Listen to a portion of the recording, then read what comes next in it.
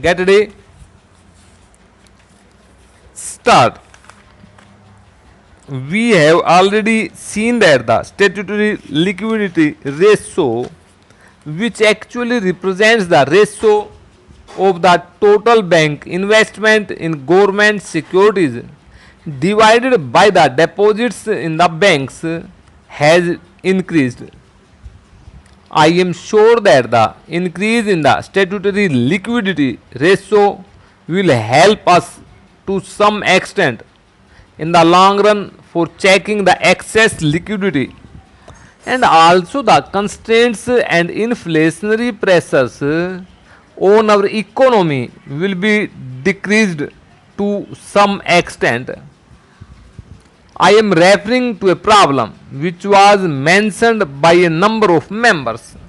The consumer price index gives you a correct indicator of the behavior of prices.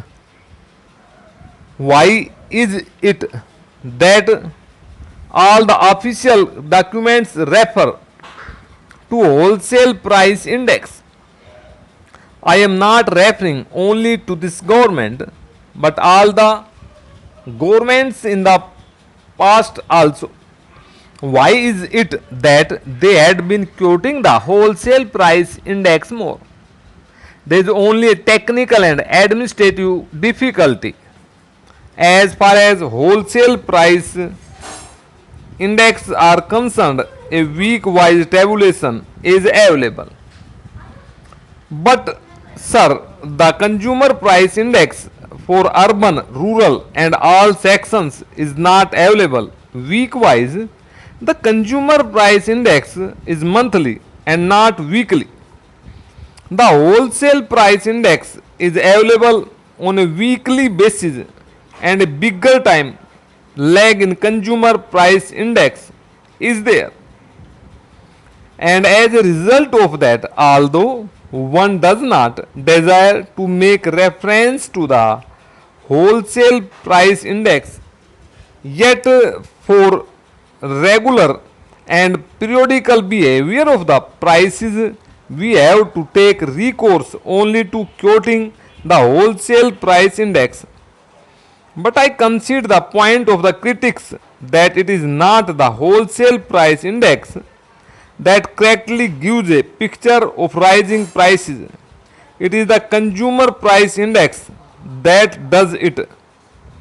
Therefore, if you take the consumer price index, you will find that the position is worse than what was indicated by the wholesale price index.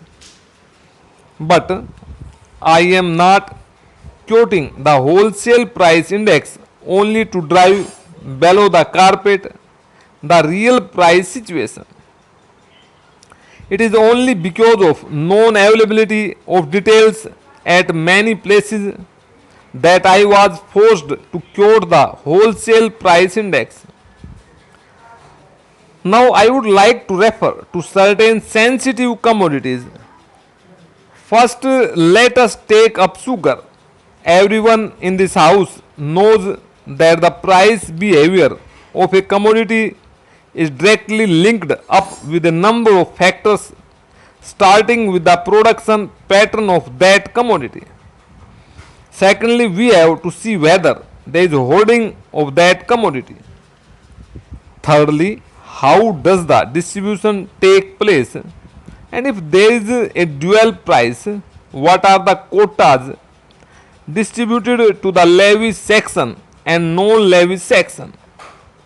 Now we addressed ourselves to the problem of augmenting the sugar production.